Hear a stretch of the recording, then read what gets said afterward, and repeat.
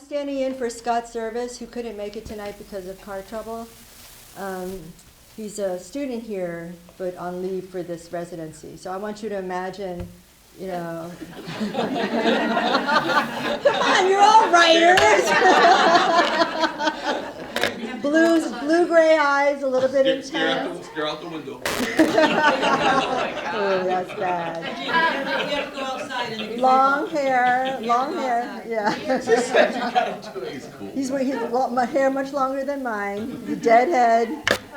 mustache, beard. Tonight he was going to wear his desert jacket, so in your honor. Yeah. Good evening. When I sat down to write a few words for tonight, I was surprised to find that I was at a loss. Normally, I always have something to say. Those who know me and my writing might tell you I sometimes have too much to say. But Barron's latest book, Tom of Vietnam, literally left me with my jaw on the floor, my mind wondering if anything I could jot down would do his story justice. I decided it would be best to just speak from my heart. As an Iraq War combat veteran, I've read a lot of compelling war books as I've tried to understand my experience. But Tom of Vietnam blew me out of the water. Never have I read one that touched me so deeply that it hurt as I cried when I finished it. I can't count how many times I felt as if I were listening to myself since I've come home from my own war. I felt me speaking and living each page because so much of me has been where Tom went in the afternoon of Vietnam. On page 10, the stage is set with a single simple sentence. It's a place where you can't take anything back. Tom of Vietnam is a real book of how a veteran sees the world after war. It's a straight-up vision from a veteran's eyes, and it eloquently expresses how so many veterans feel, the cynicism, the bitterness, the confusion, the loss, the hopelessness, the search for meaning again, the raw perspective after being exposed to harsh realities that can't help but taint a human mind forever. Barron's insight into this and the way he expresses these notions through his character, Tom, is nothing short of unbelievable. He steps inside the mind of a veteran in a way that only one who has been to war can. And I often found myself wondering if Barron actually wrote it, or did he just transcribe it from Tom? Anyway, I'm going to step aside now. Barron has a story to tell, and you're going to like it. Thank you, my friend. Thank you for writing a story that does every veteran justice. I, for one, am honored to know you. Please join me in welcoming Barron and Tom of Vietnam.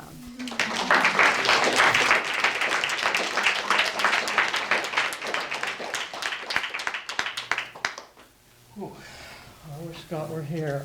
Thank you so much, Eugenia. I want to thank two people before I begin. One, two members of our faculty. One isn't here. That's Al Davis, who believed in this book. And the other is Eugenia, who was enormous help to me in reading it and responding to this book. So she's remarkable. We all know that. I'm going to read a couple paragraphs to situate what's going on in this book. Then I'll read from the beginning of the book. Over the course of my lifetime, I have seen the commercial republic, as Ben Franklin called this nation into which I was born, become a military empire with hundreds of bases across the planet, an empire engaged in direct wars, proxy wars, covert actions, and assassinations, all putatively conducted on behalf of my freedom and security. What I'm going to read from tonight is not a political tract on how that happened, but rather a tale of sorts about one person's participation and the effect of that on him and people around him. This empire goes largely unremarked or is quickly defended as the way things have to be, yet every day the ravages of our wars are present. The great Polish poet Czesław Miłosz once remarked to the effect that the stature of human beings depended upon how they dealt with suffering. To push suffering away, as is often the case in a society dominated by money and entertainment, or as was the case of communism by ideology, is to diminish that stature. To believe life is nothing more but suffering is to slander the enormous gift of being. My novel is about how one person, a draftee who sees combat in the American war in Vietnam, tries to deal with suffering. He has committed an action that weighs on him to an extent that feels unbearable.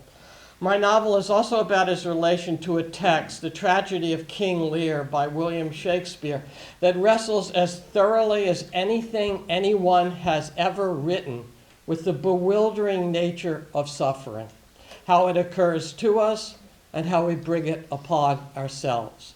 The novel is related in the voice of Tom, who is at once a Vietnam veteran in 1982 riding buses across the United States, and Tom of Bedlam, a character in King Lear who is a fugitive pretending, among other things, to be mad. Tom is haunted, and my novel is an evocation of that haunting. You will hear on occasion lines and phrases from Shakespeare's play.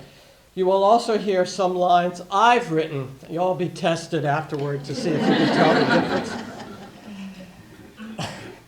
As a sort of chorus throughout the novel, you will hear the voice of Knightley, an African-American soldier who during the war was Tom's mentor of sorts. So I'll read from the opening of the book. The book is dedicated for those who served and those who marched. The book has 3 epigraphs. The first is from Shakespeare.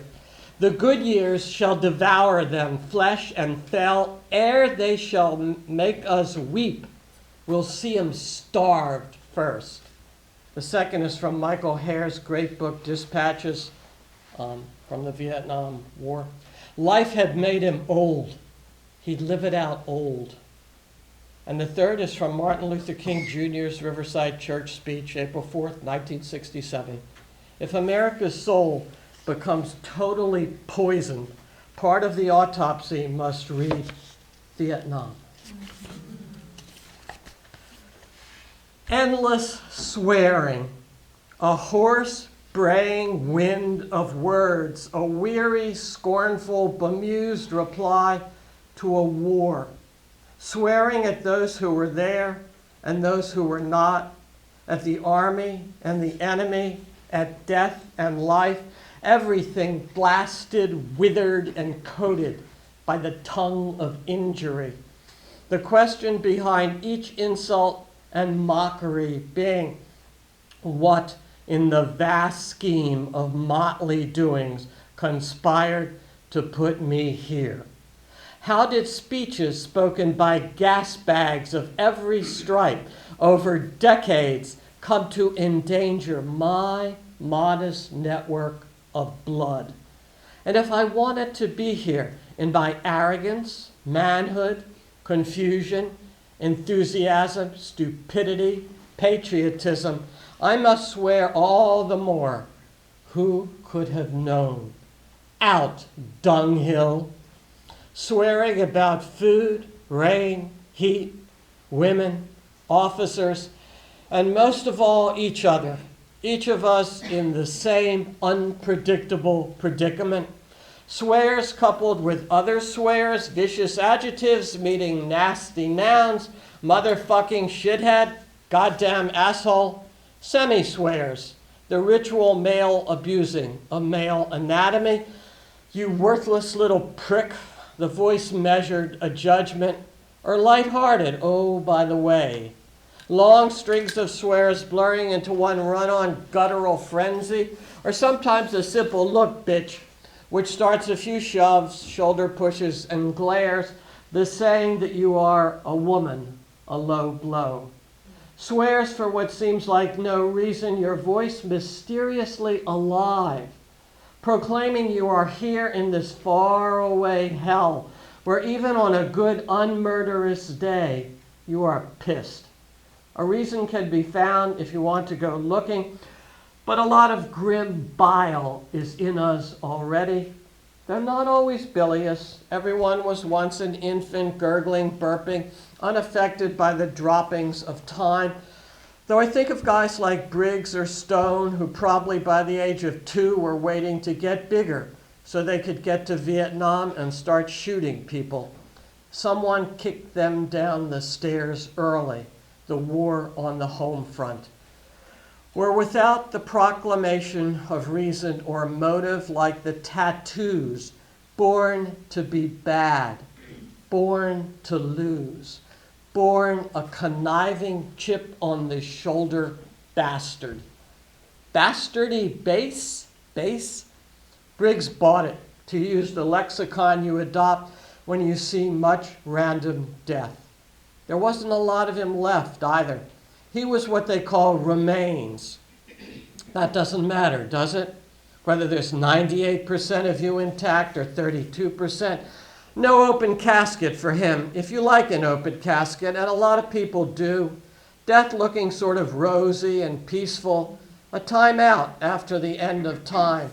It's hard to make up for the missing 68%, though you never want to underestimate modern technology. I remember a lot of deaths, some miscellaneous, some not. Some I heard about second and third and fourth hand as facts became legends, but they still got inside me. Did you hear? Dost thou know me? I was raised not to swear. It wasn't so much a sin because no one in my house cared about sin, we being take it easy on the brimstone Protestants.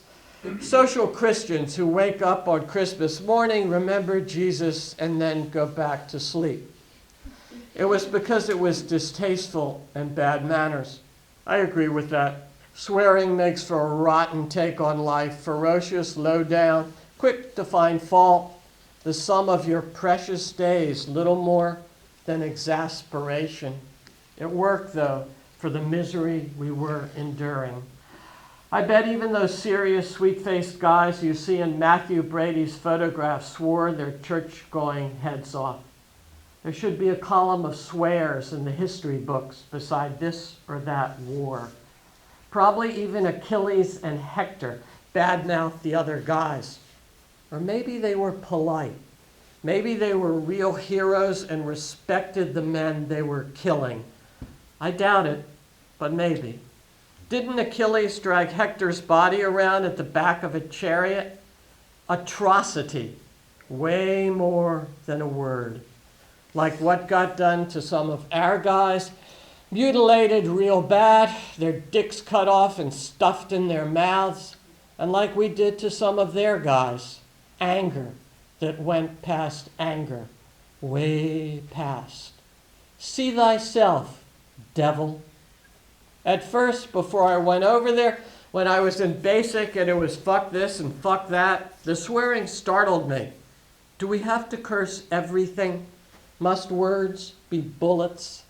And even when I was there, I remember I told Stone one day when we were sitting around doing nothing that it was gratuitous. I talked like that. 2 years and 2 months of college, full of the mild eloquence of an English major's education. But what vocabulary was right? There was none, probably never has been, the government's language worse than swearing. Vietnamization.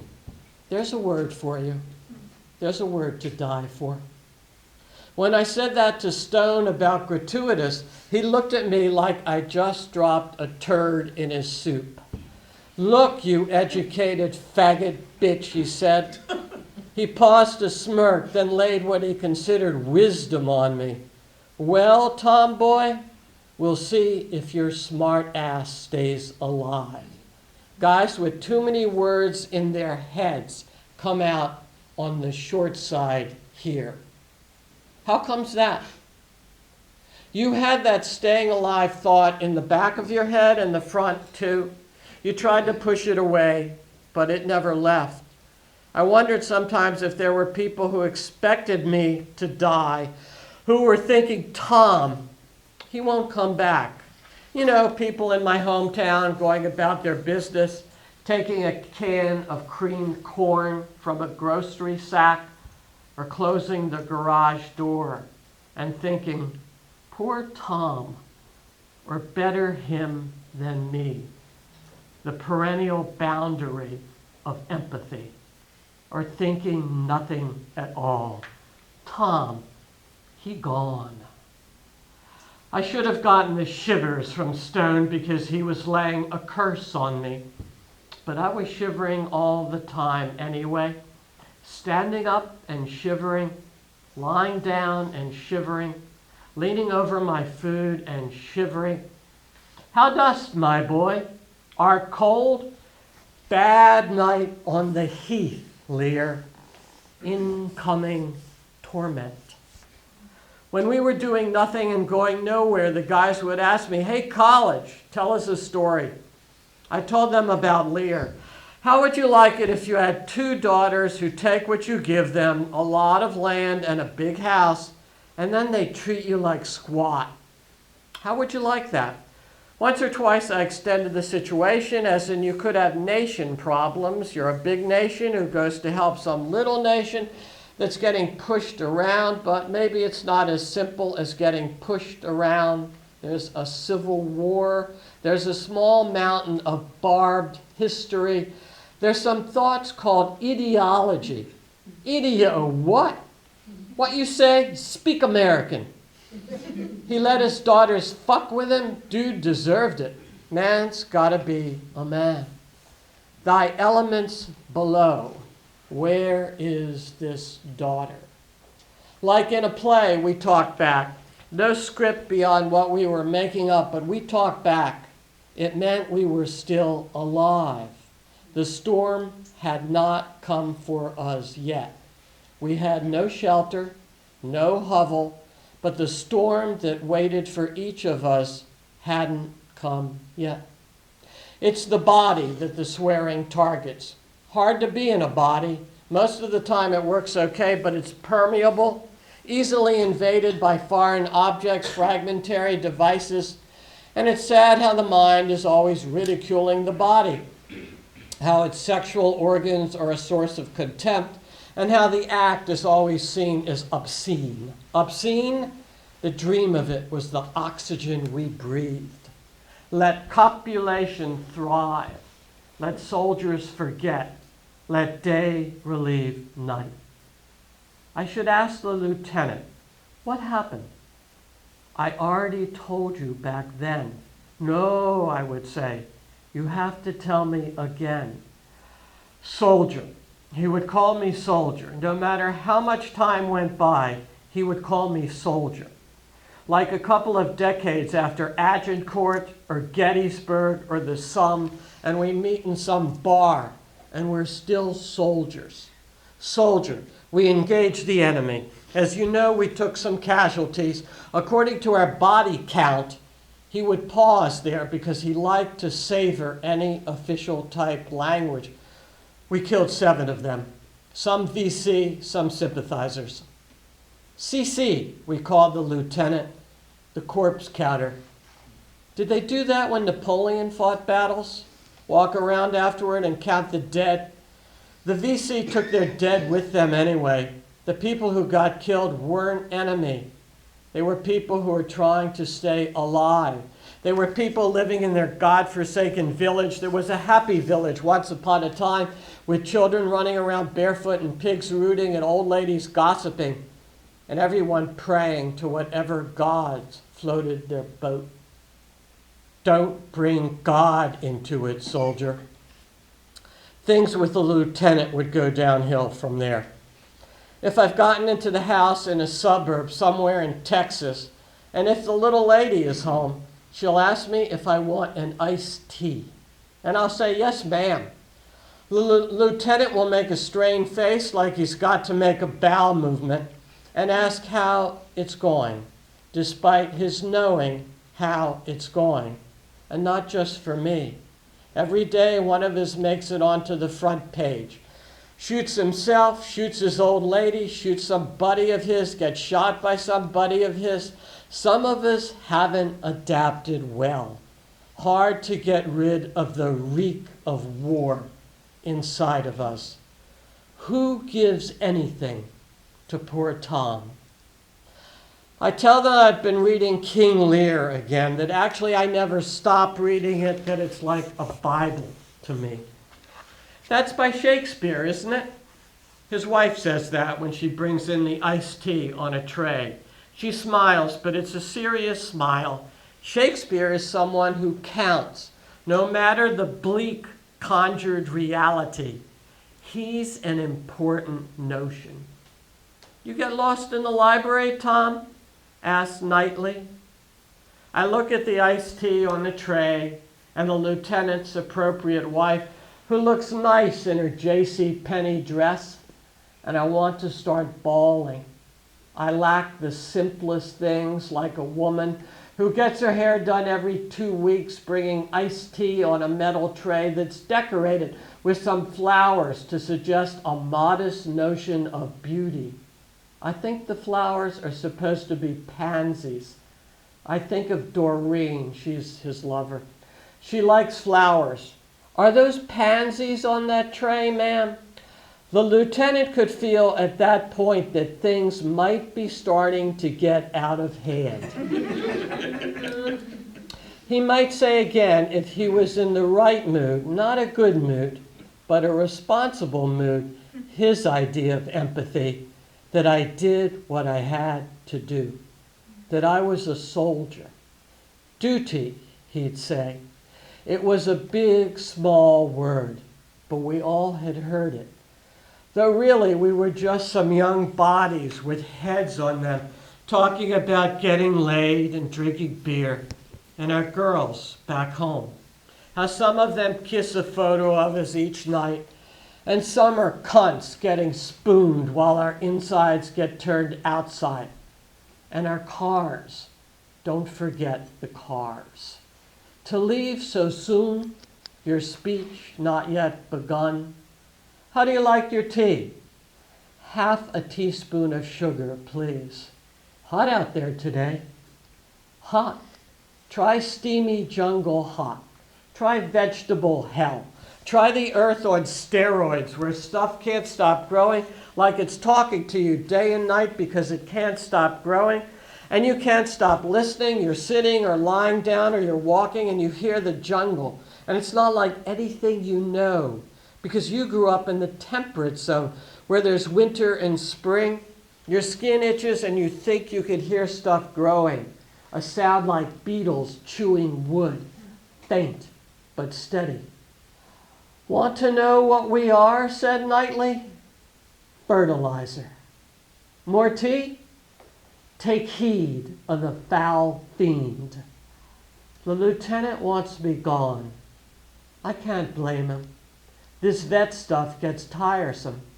I want myself gone, but I lack the willpower.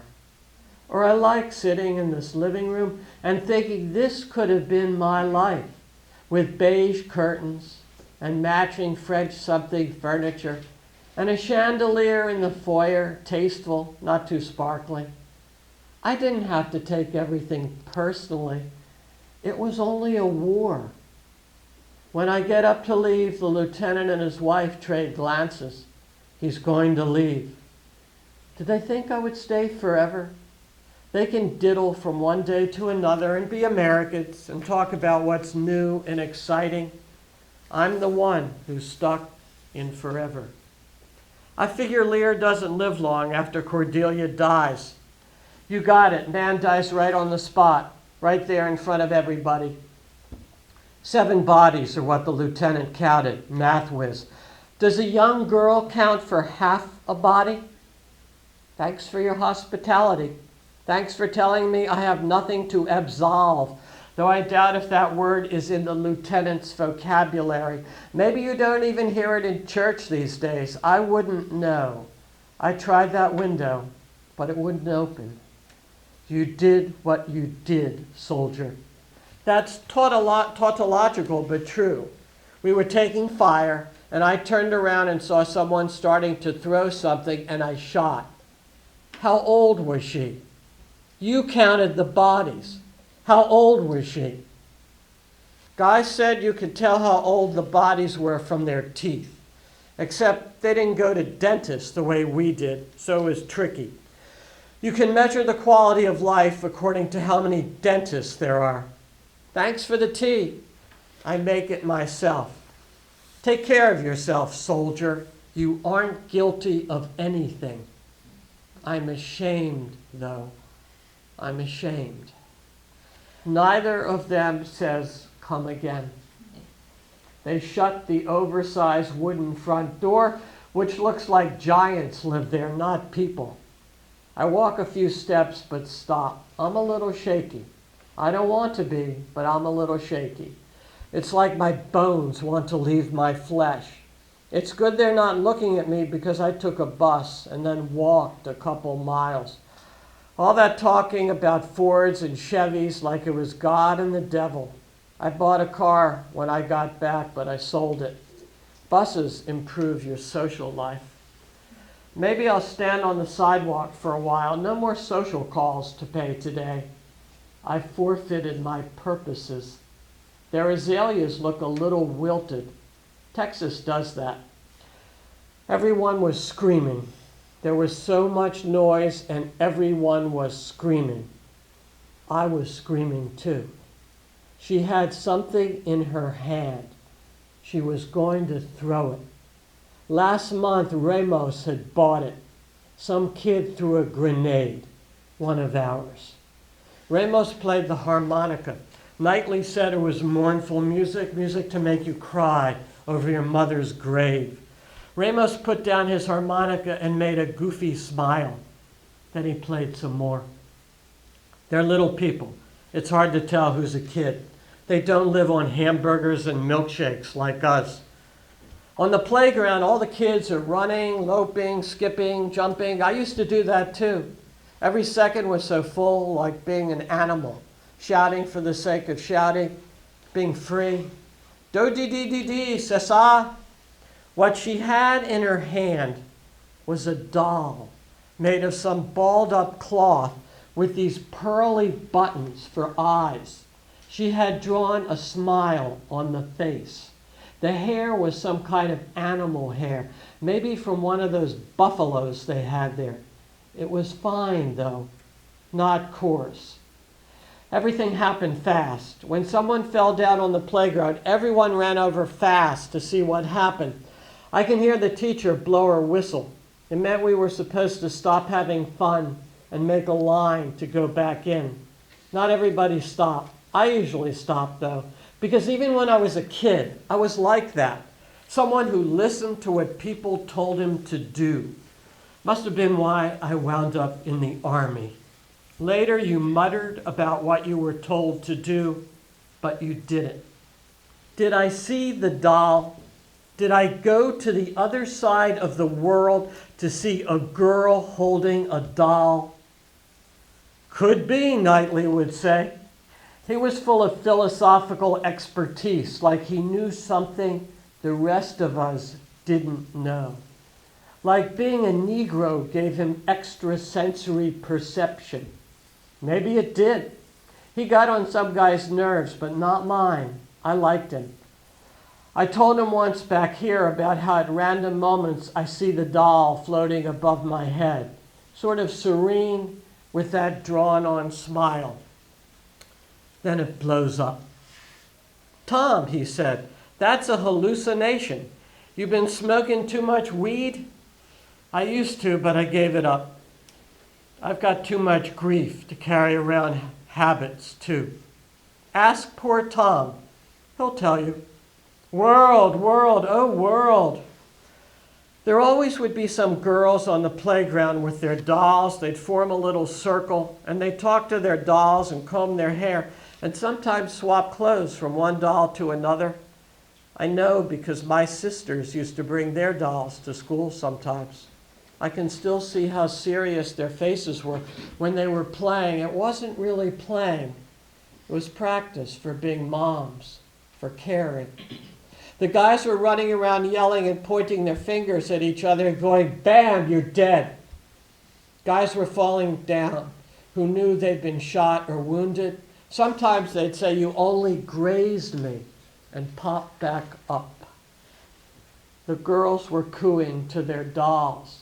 The teacher was strolling around thinking some adult thought. She might as well have been the president. How far my eyes may pierce, I cannot tell.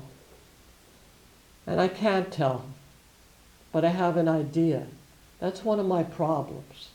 I've always got an idea, like Lear, a head full of ideas.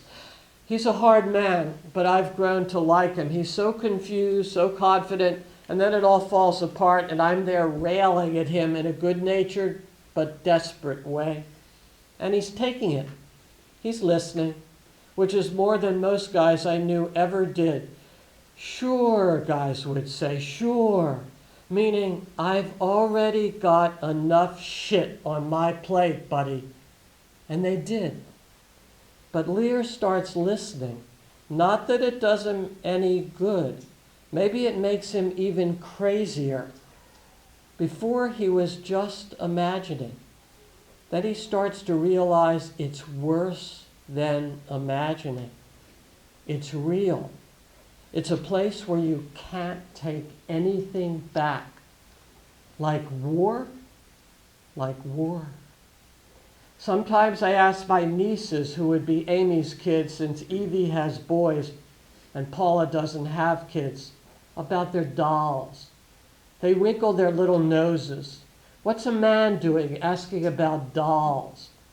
Doesn't he get it? I tell them I like dolls.